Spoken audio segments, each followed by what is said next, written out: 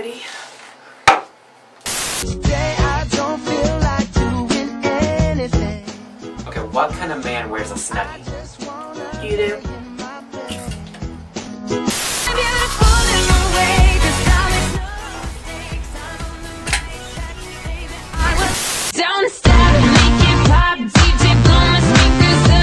What time is it?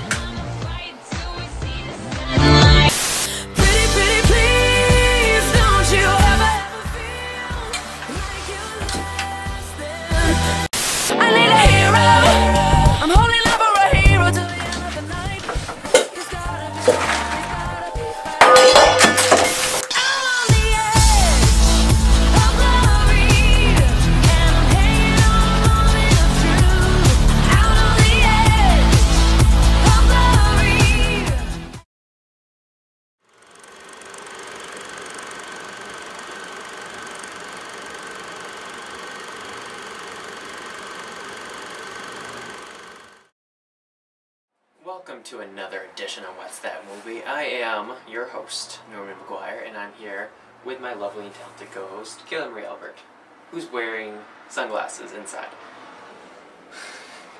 I'm talented, what can I say? She's my co-host with many colors. That sounded weird. Anyways, today it's been our anticipated episode about 3D movies, the good and the bad. In our first episode of the season 3, we were talking about the best and worst of 2011, and we started talking about 3D films, movies that have been turned into 3D. We talked about The Lion King and Titanic. In this episode, we're going to talk about everything that has evolved with 3D. So, let's start off, I guess. What should we start off, the good or the bad of 3D? Let's start with the bad. The bad, okay. So in our first episode, we obviously talked about The Lion King and the Titanic being turned into them. There's other movies as well coming out this year that are going to be converted into 3D. Finding Nemo, I believe. There's so many others that have already been movies already turned into 3D. I don't want to ask the same question I did in the first one, but why are they doing this? Is it, I mean, we give our opinions the other time, but does it make sense? I think the number one reason that they're changing these older films into 3D is to try to keep the standard of where the money was. Like, the Titanic was #1 film for how many years? 20? 15, I believe. 15 or 20? Came out in 97. Yeah, around there. 15, 18 years, because Avatar beat it out in 2008. Or 7. 1, 2. That's 10 years. Yeah. Anyways, over a decade, at least. So anyways, it was in #1 spot for the highest grossed movie for at least 10 years. And then, all of a sudden, James Cameron's Avatar beats his own movie. I think he was upset about that. He's like, well, this movie was #1. Why is it not #1 anymore? I mean, yes, I make better movies now, ha ha ha, posh posh. But still, I think he kind of got upset, and I think that's why he put it in 3D. Which a 3D movie is never going to be 3D if it wasn't made in 3D. If it was shot in 2D and then tried to put it in 3D, it's not as good as what it should be. Yeah. And I think he just wants to try to make that #1 again. Which I don't believe he has. I mean, Avatar was already 3D. But they try to give us reason for this. I believe it was 35 years? 35-year anniversary. No. 25, 15, I don't know. 97, 2012, what is that? 15 years. 15-year anniversary, I believe, is the reason why I think it was turned into 3D. And it was also been 100 years in 2012 that the Titanic went down. That was it. Yeah, the 100-year anniversary, that was why. I thought but it was still, an anniversary. I bet that's not the only reason. No, it's in the previous episode we talked about how movies, it's always about money. Yeah. About making money. But I mean, seriously, who's going to want to go to that? Who's want to see it again? In 3D. It's the same thing with The Lion King. I'm not going to go spend $13 on one ticket to go see The Lion King. A movie you've already seen. On VHS, nonetheless.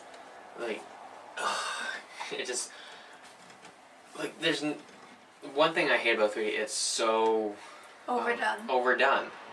Even with the newer movies that were shot in 3D, is 3D really that special? No. It used to be. Yeah. It used to be because there's at least maybe one film every couple of years, I believe, that were 3D. I mean, I think the first 3D film I ever saw was Spy Kids 3D. That was special. But now, I think 2010 or 11 had like dozens upon dozens of 3D films. Yep. And some of them, like months before their release date, were changed to 3D. Just because everyone else was 3D. Like, no one's gonna pay, how much? $13 every movie. I mean, it's expensive enough anyways. The movie for $13. Well, even with the new movies too. Well, that's what I mean. Yeah. Or, yeah, it depends. If you get it on DVD or Blu-ray, it depends. But, I'm trying to think. Finding Nemo is coming in 3D, I believe, this summer or the fall. I'm not positive. Great movie. Very good movie. Does it belong in 3D? No. Like, and one thing that bugs me about this is the movie was shot regularly, or these are animated movies, so we can't really. But the Titanic and Star Wars as well was made in 3D. These films were not filmed in 3D. They're not meant to be 3D. How can they be 3D?